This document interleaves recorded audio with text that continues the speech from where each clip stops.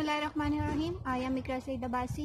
Bye profession I am a clinical psychologist. आज की video में हम बात करेंगे applied psychology versus clinical psychology. या बहुत से स्टूडेंट सवाल करते हैं कि उन्हें अप्लाइड साइकोलॉजी चूज़ करनी चाहिए या फिर क्लिनिकल साइकोलॉजी।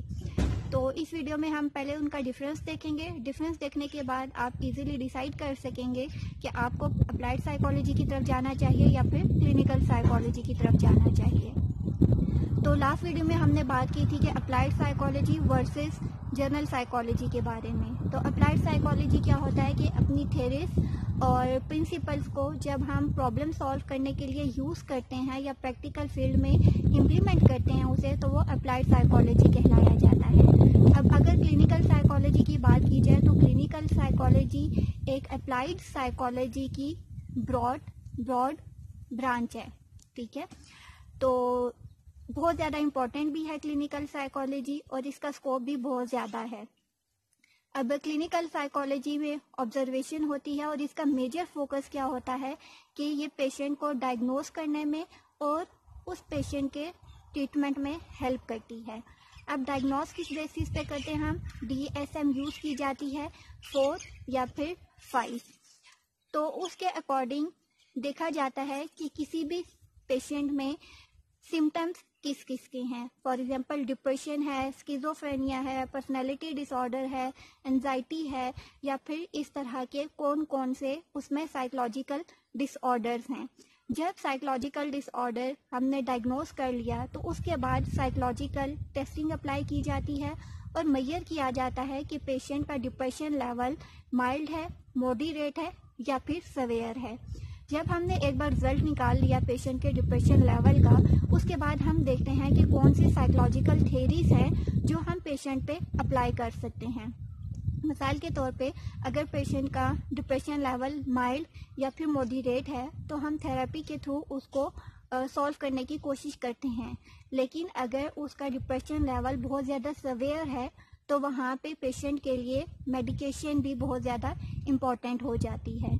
तो मेडिसिन प्लस साइकोथेरेपी दोनों यूज़ की जाती है ताकि पेशेंट जल्द अज जल्द रिकवर कर सके। तो ये हमारे पास अप्लाइड साइकोलॉजी के साथ क्लिनिकल साइकोलॉजी था। तो अब आपको पता होगा कि हमने लास्ट वीडियो में जिस तरह पढ़ा था कि अप्लाइड साइकोलॉजी में डिफरेंट ब्रांचेज आती हैं। मिसाल के तौर पे क्लिनिकल साइकोलॉजी अप्लाइड साइकोलॉजी की ही एक ब्रांच है।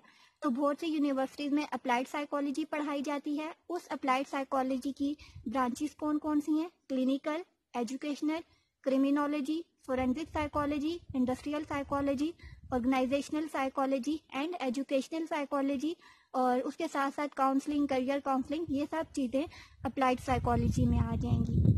जब हम क्लिनिकल साइकोलॉजी पे अगर हम स्पेसिफिक फोकस करते हैं तो इसका मतलब है कि अप्लाइड साइकोलॉजी की इतनी ज़्यादा ब्रांचेस में से हमने एक फील्ड यानी क्लिनिकल साइकोलॉजी चूज़ की है और हमारा फोकस सिर्फ और सिर्फ उस पे है।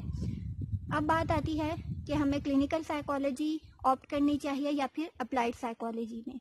तो अगर आप BS ऑनर्स करते हैं अप्लाइड साइकोलॉजी में तो आपको ये सारी ब्रांचेस पढ़नी पड़ेंगी। मिसाल के तौर पे एजुकेशनल साइकोलॉजी, चाइल्ड साइकोलॉजी, उसके अलावा health psychology, industrial psychology, counselling psychology, ये सारी चीज़ें आप अप्लाइड साइकोलॉजी में पढ़ेंगे। लेकिन अगर आप सिर्फ क्लिनिकल साइकोलॉजी की तरफ जाते हैं तो उसमें आप साइकोलॉजिकल थेरीज, जितनी भी थेरीज हैं वो पढ़ेंगे। आप डिफरेंट डिसऑर्डर्स को कैसे डायग्नोस किया जाता है, उनका ट्रीटमेंट प्लान कैसे बनाया जाता है और कौन से डिसऑर्डर के लिए कौन सी साइकोलॉजिकल टेस्टिंग यूज़ की जाती है, ये सारी चीज़ें आप फिर क्लिनिकल साइकोलॉजी में पढ़ेंगे।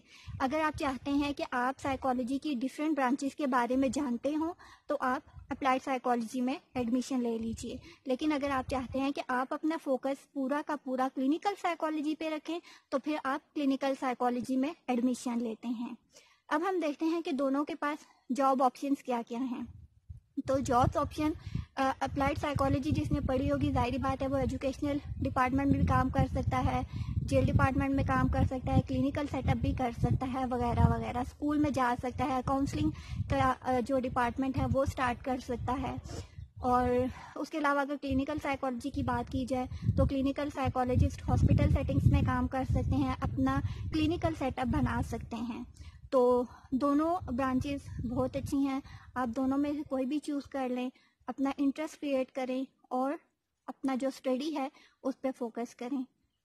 جتنا آپ اچھا فوکس کریں گے, جتنا آپ آبزرو کریں گے, جتنا آپ سیکھنے کی کوشش کریں گے, اتنے ہی آپ بہتر سے بہترین سائیکالوجسٹ بن سکتے ہیں. تو اگر آپ کا کوئی کویشچن ہو تو آپ کمنٹ باکس میں پوچھ سکتے ہیں. یہ ہمارے پاس ڈفرینس ہے applied psychology versus clinical psychologist. تو ہم اپنی نیکسٹ ویڈیو میں ملتے ہیں جس میں ہم بات کریں گے کہ کاؤنسلنگ ورسز گائیڈنس میں کیا ڈفرینس ہے, کیونکہ اس میں بھی بہت سے لوگ کنفیوزڈ ہوتے ہیں. تو اپنی نیکسٹ ویڈیو میں ملتے ہیں. ٹل دین ٹیک کیئر. اللہ حافظ.